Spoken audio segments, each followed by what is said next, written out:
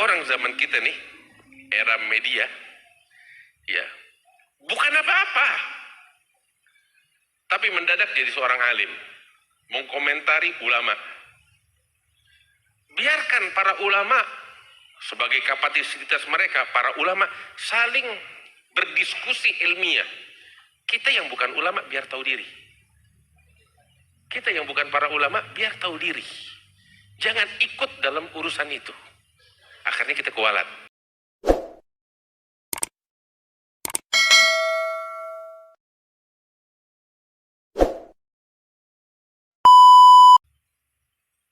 Apa yang disampaikan tadi oleh para kiai kita tentang hubungan erat antara para kiai, para habaib dari sejak awal, sebab memang ya ajaran Islam ngajarin kita seperti itu. Kalau tadi Kiai Mutamakin cerita tentang para kiai yang banyak belajar sanad keilmuan mereka kepada para habaib, ambil kabar. Para habaib pun mereka bersimpuh di pintunya para kiai untuk menimba ilmu, untuk belajar. Banyak di antara mereka, kakek saya Al-Allamah Al-Muhaddits Al-Habib Salim bin Ahmad bin Jindan, beliau itu mencatat di dalam karya-karya tulis beliau yang sangat banyak. Guru-guru yang tersebar di berbagai penjuru dunia. Guru beliau itu lebih dari 400 guru sampai 500 guru tersebar di berbagai penjuru dunia. Dan sebagian besar dari guru-guru beliau tahu siapa? Para kiai-kiai yang ada di Nusantara. Saya nggak bilang habaib, para kiai yang ada di Nusantara. Dan mereka semua tercatat detail biografi satu persatu dari mereka di dalam catatannya kakek kami Habib Salim bin Jindan.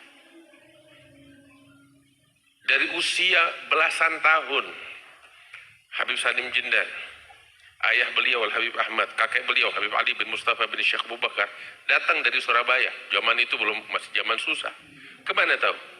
Ke Madura. Untuk belajar kepada ulama-ulama Madura, diantaranya adalah Kiai Khalil Bangkalan. Bersimpuh di pintunya Kiai Khalil Bangkalan. Belajar kepadanya. Tadi saya bilang juga kepada Kiai Mutamakin, kita suka dengar jalan Kiai Mas Mansur. Ayah beliau Kiai Marzuki, salah satu tokoh ulama di Surabaya, di Sasa. Itu salah satu guru utama dari Habib Salim Jindan. Selalu disebut-sebut di dalam kitabnya sanad keilmuan Al-Habib Salim kembali kepada beliau, Guru Marzuki. Sampai Habib cerita, saya waktu lahir, yang adzanin telinga kanan saya dan komatkan telinga kiri saya itu Guru Marzuki. Gak cuma saat baru lahir aja. Guru Marzuki ini datang kepada abah saya, Habib Ahmad, dan kepada kakek saya, Habib Ali bin Mustafa, bilang, Habib, ini sang bayi ini, 5 waktu selama 1 tahun penuh saya yang adzanin. Sehingga kalau ada keberkahan ilmu pada sosok kakek kami Habib Salim bin Ahmad bin Jindan, salah satu penyebabnya itu dia. Sosok Kiai Marzuki yang selama 1 tahun penuh itu memperdengarkan di telinga kanan dan kirinya setiap 5 waktu nama Allah. Itu hubungan. Gimana mau dipisah? Di Probolinggo, kakek kami mencatat dalam catatan tulisannya, datang ke Genggong kepada Kiai Hasan Sepuh Hasan Genggong, ya, Kiai Hasan Genggong.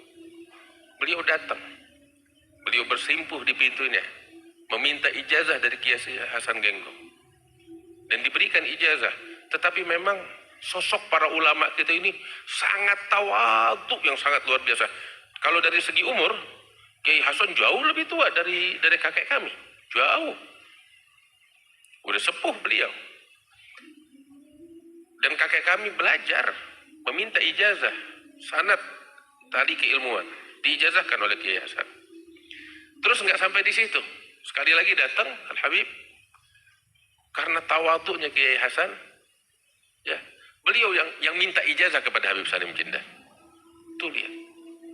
Dan ini tidak mengurangi martabat Kiai Hasan, tetapi ini adalah pelajaran bagi kita. Beginilah sosok ulama kita mengajarkan kepada kita tawadhu. Dan hal ini dicatat dengan detail oleh kakek kami Al-Habib Salim bin Ahmad bin Jindan. Habib bilang, saya belajar, saya baca kepada Kiai Khalil Bangkalan itu Awail Ummahatus Sitt. Hadis-hadis pertama dari Kutubus Sitt saya baca di hadapan Kiai Khalil. Saya baca Awailul Ajluniyah, Awailul Sumbuliyah dari awal sampai akhir dengan sanadnya kepada Kiai Khalil Bangkalan. Dan beliau catat sanad periwayatan bahkan dengan detail biografi Kiai Khalil Bangkalan. Kepada Mbah Hashim Asy'ari, Kiai Hashim Asy'ari. Itu setiap kali Al-Habib Salim menuliskan nama Kiai Hashim Asy'ari, beliau tulis Sadiqana Hashim Asy'ari. Sahabat kami, sahabat karib kami, Kiai Hashim Asy'ari. Itu hubungan dekat beliau dengan para kiai. Dan banyak lagi. Beliau dengan bangga, dengan bangga ketika menyebutkan sanad keilmuan beliau, beliau bangga menyebutkan sanad periwayatan beliau kepada para kiai, para ulama Nusantara. Dengan bangga. Sampai di setiap karya tulis yang beliau tulis, ada hal yang menarik dan selalu saya nyatakan. Beliau bangga dengan keindonesiaan beliau. Sampai setiap karya tulis itu selalu beliau mencantumkan nama beliau. Ini karya tulis ta'lif Salim bin Ahmad bin Jindan Al-Alawi Al-Husaini Al-Indonesia, atau terkadang beliau tulis Al-Jawi. Dengan bangga beliau nyatakan itu di setiap karya tulisnya, atau di hampir setiap karya tulisnya. Ini hubungan yang erat. Hadirin yang dimuliakan Allah, nggak bisa putus sama sekali. Kemudian ada yang menarik, persatuan, apalagi antara para ulama, persaudaraan mereka nggak menutup pintu untuk saling berdiskusi, bahkan berdebat ilmiah. Iya. Dan ini hal yang wajar. Amanat ilmu akan mendorong para ulama menyatakan pendapat mereka ilmiah atas dasar hujjah yang membawa mereka kepada hukum yang mereka fahami itu. Amanat ilmiah sekalipun berbeda dengan yang lain. Sebagai contoh, mohon maaf saya mungkin nggak terlalu kenal banyak nama-nama tokoh-tokoh kiai, tapi ini yang tercatat di dalam kitab kakek kami Habib Salim Jindan. Di Pasuruan ada namanya Kiai Yasin bin Abdullah Yasin Kiai Abdullah Yasin Al-Fasurwani. Ya, Abdullah Yasin ya Al-Fasurwani, itu yang tertulis di dalam catatan Habib Salim Jindan. Terus ada lagi di Pasuruan namanya Kiai Kusyairi, satu zaman juga.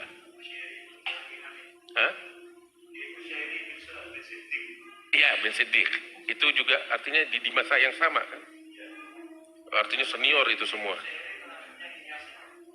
Kiai? Iya, nah betul.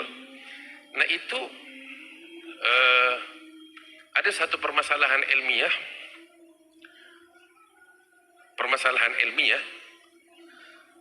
yang terjadi perdebatan antara tokoh-tokoh tersebut. Di antaranya antara kakek kami dengan Kiai Abdullah Yasin dengan Kiai Kusyairi. Habib menulis bantahan. Bantahan itu dibantah oleh para kiai sampai berkubu-kubu. Ini ada kubunya para Kiai Abdullah Yasin, ada kubunya lagi Habib Salim Jindan. Walhasil sampai terlibat dalam tanda petik perseteruan ilmiah itu ulama-ulama dari Mekah. Di antaranya Muftil Malikiyah Syekh Muhammad Ali bin Hussein Al-Maliki. Begitu bantahan ilmiah. Begitu tajam, ini semuanya tercatat sebagian besarnya di dalam catatan kakek kami. Dan yang menarik tahu apa? Itu bantahan sangat tajam, satu sama lain membantah dengan hujaj ilmiah yang sangat tajam, kritikan tajam. Tapi yang dikritik itu bukan sosok, murni kritikan ilmiah. Dan yang menarik tahu apa? Yang menarik, di saat yang lain, setiap individu mereka memuji dalam tanda petik lawannya itu di dalam kemuliaan yang dimiliki. Sebagai contoh, Habib, tadi saya jelaskan, beliau berbeda pendapat dengan Kiai Abdullah Yasin. Tapi di saat yang sama di dalam karya-karya tulis beliau menulis sedikit tentang biografi Kiai Abdullah Yasin dan memujinya dengan puji-pujian yang sangat luar biasa. Disebut Al-Allamah, Al-Faqih dan seterusnya dan seterusnya. Termasuk Kiai Kusyairi. Terus lagi sebagai contoh, bahkan bukan dengan para kiai aja, sesama para habaib juga. Kebetulan dalam bahasan ilmiah yang lainnya, Al-Habib berbeda pendapat, kakek kami berbeda pendapat dengan Al-Habib Zain bin Abdullah Al-Idrus As-Salabiyah di Kerukut, Jakarta. Itu terjadi perdebatan ilmiah yang sangat tajam. Semua saling membela pendapatnya dengan hujjah yang sangat kuat. Dan lahirlah kubu-kubu itu. Tetapi yang menarik, di saat yang lain mereka saling memuji satu sama lain. Apakah dengan puji-pujian itu mereka berubah pendapat? Tidak, semua dengan pendapatnya nggak berubah. Dengan prinsipnya nggak berubah. Tetapi mereka mengakui sosok-sosok ini adalah istimewa. Sebagai contoh, ketika berbeda pendapat ilmiah dengan Al-Habib Zain bin Abdullah, di saat yang lain Al-Habib Salim menulis biografi Habib Zain bin Abdullah sebagai gurunya dan memujinya dengan pujian Al-Allamah, Al-Faqih dan seterusnya dengan pujian yang agung itu. Dan di saat yang sama ketika Habib Zain ditanya tentang sosok Habib Salim Jindan, beliau katakan, nahnu ma'asyiral alawiyin muwalluna wujuhana fil hadithi wa riwayah syatra qiblat Al-Habib Salim bin Ahmad bin Jindan. Beliau bilang, kami para sadah Bani Alawi, kami menghadapkan di dalam ilmu hadis dan riwayah kiblat kami kepada Habib Salim bin Jindan. Itu kan pujian luar biasa dari seorang Habib Zain. Padahal di saat yang sama beliau berbeda pendapat dalam urusan ilmiah. Seperti itu persaudaraan mereka. Persaudaraan, kasih sayang, cinta mereka nggak menutup pintu untuk mereka saling berdiskusi ilmiah. Hadirin yang dimuliakan oleh Allah Subhanahu wa taala. Cuman sekarang masalah kita nih, tahu apa? Kita ini terkontaminasi dengan satu virus. Virus yang disebut sama Nabi Muhammad sallallahu alaihi wasallam yang berbunyi di dalam riwayat Al-Imam At-Tirmidzi, wa i'jabu kulli dzi ra'yin bi ra'yi. Itu virus yang mengkontaminasi kita. Orang zaman kita nih, era media, ya, bukan apa-apa. Tapi mendadak jadi seorang alim, mengkomentari ulama. Biarkan para ulama sebagai kapasitas mereka, para ulama saling berdiskusi ilmiah. Kita yang bukan ulama biar tahu diri. Kita yang bukan para ulama biar tahu diri. Jangan ikut dalam urusan itu. Akhirnya kita kualat. Itu urusan mereka. Mereka punya ranah itu dan mereka punya kapasitas itu. Kita bukan. Tapi masalahnya kita, seperti saya bilang, zaman kita ini terkontaminasi dengan virus itu yang disebut oleh Nabi Muhammad, i'jab kullu dzi ra'yin bi ra'yi. Kita berasa bangga dengan pendapat kita dan menyalahkan para pakar. Dan itu yang kita dapetin. Dan itulah yang memicu pertikaian. Ketika orang-orang yang bukan ahlinya berbicara. Maka itu tadi juga dan semalam disampaikan oleh beberapa kiai bahwa kami tidak, alhamdulillah di sini nggak terpengaruh dengan media sosial. Alhamdulillah, memang seharusnya demikian. Waalaikumsalam.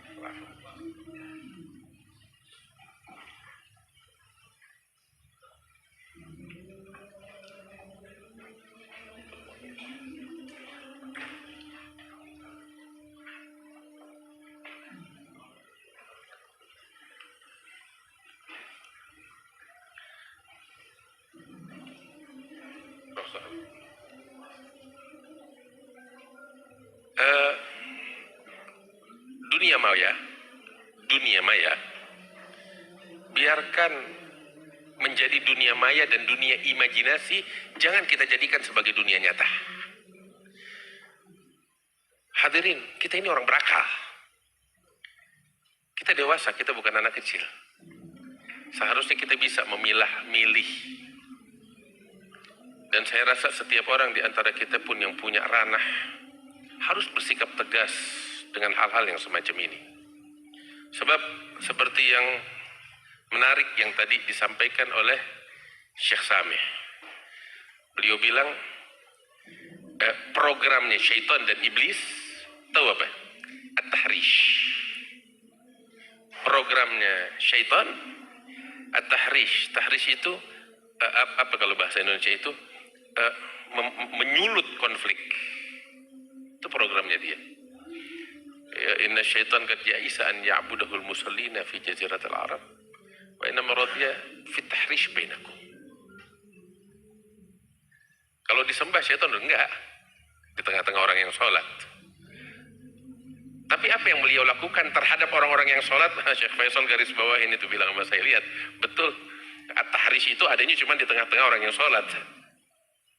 Ya. Coba orang yang lagi minum nggak ada yang konflik.